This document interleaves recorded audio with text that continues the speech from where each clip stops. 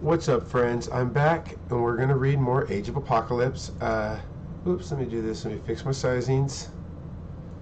There we go. There we go. I just wanted to say before I read this one, thank you guys to whoever has been watching it. I get like 2 or 3 watches, and that's super cool. Thank you to whoever's watching it. I appreciate it. Thank you for letting me share X-Men with you. Thank you for letting me sit down and read, and it's just kind of cool. With all the shit out there, I've like broadcasting this on Facebook simultaneously. I record it and I just throw it on YouTube, and obviously they're one take and I don't edit them. I don't do shit.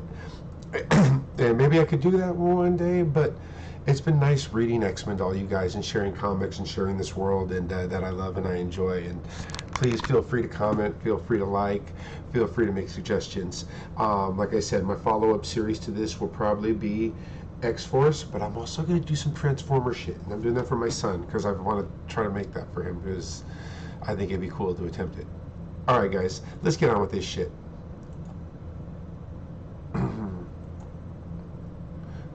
Let me have a sip of club soda, get my voice nice and loud. X-Man. X-Man is Cable. He is Cable in Age of Apocalypse. He's Cable without the techno-organic virus eating at his body, turning him cyborg. This is what Cable's powers should more be like. They should be a lot more like his mom, Jean. So, here we go. X-Men. The Age of Apocalypse begins now. Imagine waking up and not knowing where you are, when you are, who you are. There is a man before you. His face seems familiar. Is it because you know him, or because you have revisited this memory so many times? He has started to seem familiar. Come with me if you want to live. Stan Lee presents Breaking Away. Ooh, this is Jeff Loeb. We haven't got much time. The Infinite Patrols could scan us at any moment. Who are you? All your senses are raging, and even in memory, the stench of death is haunting. You react instinctively. Your sole agenda is survival.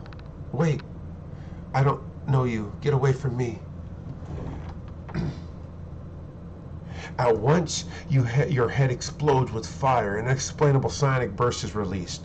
Where once there had been no avenue of escape stands a gaping pathway to freedom. Can't guess who you are. Don't care why you're helping me. All I know is I'm out of here. And the man you left behind, your would-be benefactor, why is it when you scan his thoughts, the overwhelming feeling he has for you is envy? Imagine putting together a jigsaw puzzle, but you don't know what it's supposed to look like or how many pieces a puzzle's contain. Now imagine finding a new piece. Whoa. Even in ruins, you can sense the power of this place, the sense of wonder and awe that it once inspired. It might have even been a school. And like an earnest schoolboy, anxious to learn the answers, you go inside. You should have told them. You owe them the truth. What is the truth? An amalgamation of what ifs and what coulds? I have done the best I have done the best I know I have. Guys, excuse me, but hey, I'm talking here. And let no man judge my actions. What are you doing? Tap tap. Can't they hear you?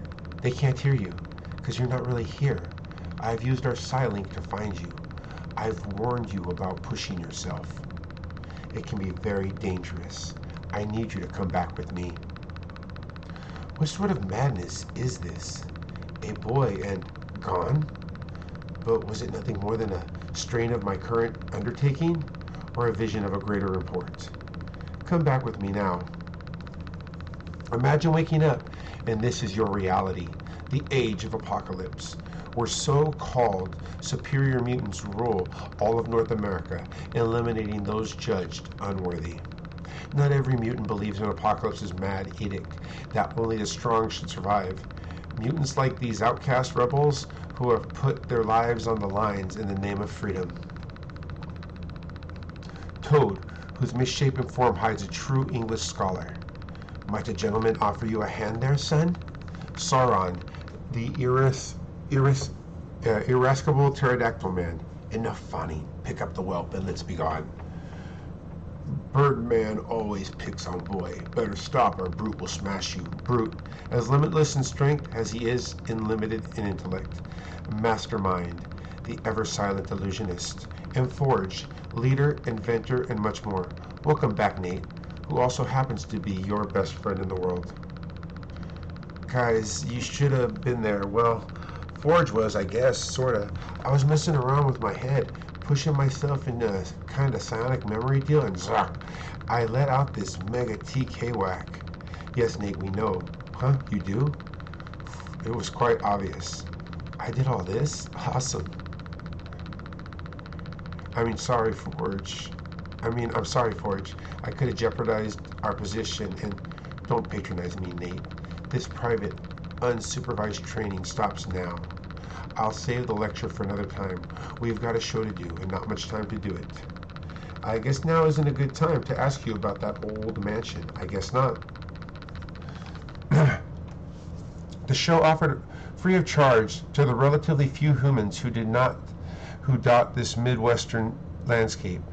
In hovels once referred to as towns, these are the survivors of the Collings, ordered by Apocalypse himself to reduce the unnecessary human population. The ones who did not flee to Europe were humans. Sorry guys, those letters like small, and I have to make it match up, and so I need glasses I haven't had in years. The ones who did not flee to Europe were humans, where humans still enjoy their freedom. Men and women who stayed out of fear, poverty, and some say ignorance. What could be worth leaving the safety of their locked doors to brave the night? Only a little laughter in their otherwise humorless lives. If we shadows have offended, but that is all, if we shadows have offended, think but this, and all is mended. Is that a real Toad Man? It's makeup. Forge chose A Midsummer Night's Dream because it seemed appropriate. Shakespeare had his actors tell the audience if they didn't like what they had heard, it had all been a dream. That you have but slumbered here while these visions did appear. How else could a band of mutants travel unnoticed unless the humans unless the humans see what Forge wants them to see. Courtesy of Mastermind's illusions. Greetings, gentlemen. Good evening. I trust you enjoyed the show. Yes, we did. We didn't get much theater around here, or we don't get much theater around here. Don't get much of anything, particular in the way of strangers. We were talking, Mr. Cotter, and me and the prelate, and it sure seemed like you had some sort of Toadman and Birdman up there. And the law being what it is, and you boys being strangers, you might help us out with where you're from and where you're headed. My friends, you flatter me, but we are only humble actors playing parts. I don't trust them. I think they're mutants, and we ought to shoot the sons of... You shouldn't be bothering us. We shouldn't be bothering you. Say goodnight and leave. Good night. Come back now, Odd. And then again... Nate, that wasn't very smart. What did I do? Don't deny it. You used your gift to change those men's minds. So what if I gave them a little telepathic whack? I got us out of hot water. Besides, it's not much of a gift if I can't use it to help my friends. As always, your heart's in the right place, but you haven't thought it through. Nate, when you came to me, I knew I had met someone of extraordinary power. Then why won't you let me finish power that might even rival Apocalypse himself? I watched the days go by and see your growth into a man, and maybe I'm being selfish. I know you are destined for greater things in helping a ragtag band of rebels disguised as a theater troupe, but you cannot meet that destiny if you are dead, Nate, and I fear each time you use your gift is like a beacon. Oh, I discuss this. Power alone might win us some battles, but it will not win the war. Shining right at the palace of Apocalypse. Few are granted an audience here. Few would survive such a meeting, but few hold the position and rank of Cyclops. Sinister has fled. His laboratory is in shambles, and I fear he has turned against you. Lovely. You fear he has turned against me? Why would you fear that, Summers? Isn't this to be expected? Haven't my teachings meant anything to you? In the survival of the fittest, one should expect a challenge from within. Although I pity Sinister, for alone he'll never pose any threat to my power. No one has the power of Apocalypse. Oh, were that so, my liege? You speak in riddles, Shadow King. I am aware of another. A telepath, and each time he uses his power it creates a ripple in the psionic lake like no other. You exaggerate, I'm sure. Cyclops, you're dismissed. You will tell me more, Shadow King, but not because it is of any real consequence, but because it amuses me. Telepaths are rare enough, but ones whose power rivals Apocalypse just might help me in my plans. I cannot pinpoint the telepath's location, only that he or she is in the Midwest region and on the move. Fascinating. You will keep me informed. You have overheard, of course. Why don't you put together a band of hunters? See if you can collect this telepath. Perhaps you can convince the mutant to work for me, and if he or she refuses, kill it, my dear Domino. Love to, boss. I love Domino. In the midst of the great Kansas prairies, the people who lived in this town prayed that this would never happen. The cullings had been stopped. Perhaps Apocalypse had seen the error of eradicating the entire human population. All humans in the area are to be relocated. Resist and you will only be hurting yourselves. They had heard about other cities where humans were herded together and shipped off for testing, but surely those places had done something to deserve it. Surely it could not happen here. No, leave me alone. I will not let them take you, Teresa. I will die before I let them take you. The Infinites show no mercy. Brutal and unemotional and efficient. After all, what is one human life worth anyway? No. Move along. We have a schedule to keep. Within hours, the entire town is emptied. Apocalypse's stranglehold on the human population takes away more than just homes and their families. It breaks their spirits and destroys their hopes. Get inside. Resist and you will only be hurting yourselves. Forge, just this once, let me go with you. We've been over this. We've been over this and over this.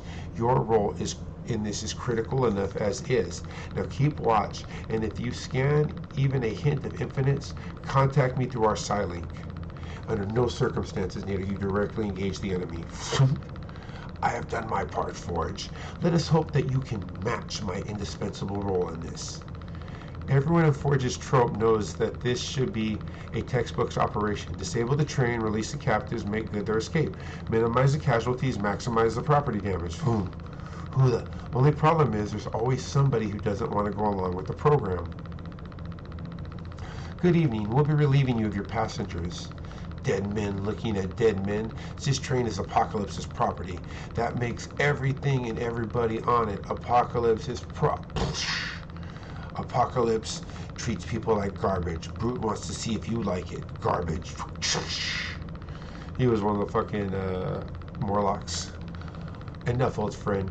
Beating this man for only doing his job makes us no better than Apocalypse's hoodlums. Dear ladies, good sirs, your well-being tonight is provided for by we simple champions of justice. It isn't Toad's fancy rhetoric which keeps this crowd from panicking, but rather the soothing images which Mastermind fills their heads with. Suddenly, Sauron is only the first of the evening's casualties, as they are overrun by the Infinite Patrol. We have coddled these humans long enough. Kill the lot of them. Infinites, run! For the love of God, spare my child. Don't you know you have no God anymore? Only Hey, Pinhead, eat it. Those who witness what happens here can only watch in awe of Nate's raw power unleashed. It's as though after hearing all their lives that no one would ever come forward from the darkness that Apocalypse has plunged them, there stands before them a ray of light. Gotta keep telling myself this is a war and these guys deserve it. That boy, he saved all of us. Come on, come on. I could beat you with both hands tied behind my back. He doesn't see. Look behind. Ah! Sirens' powers. How odd life is. For years, the young woman named Teresa secretly envied the mutants who had oppressed her and her family. For to be only human was synonymous with helpless. And as this sonic scream erupts from her volcanic forest, the result of some latent and up till now unknown mutant ability, her only thought is, she'll never be helpless again. I've never done that before. Nate, leave her there. We're moving out now. I can't do that, Forge. She's coming with us, whether you like it or not. All right. Sauron needs medical attention, and we have no time to argue, but we will deal with this later. Forge, I've got to get you to understand. What I did tonight, you may think it was wrong, but it felt good. It helped those people. I made a difference. I want to do more. Nate, what you did, it may have looked heroic, it may even have felt heroic, but I have buried too many friends and families in this war to let you commit suicide. Hello there. Sorry to intrude, but I saw your wagon, and not many people travel this way. They call me Essex, and I think I can be of some help to you folks. Imagine trying to sing a song, but you can't remember the words or how the melody goes. Suddenly you hear the first note. Ding. Who is Essex, and what will he mean to Nate? Find out in 30 days. Choosing Sides. January 1995. Thank you again for letting me share X-Men with you in the Age of Apocalypse. I hope you guys keep joining me, keep watching, and just, like I said, I love it all. Thank you guys. Love you guys. Peace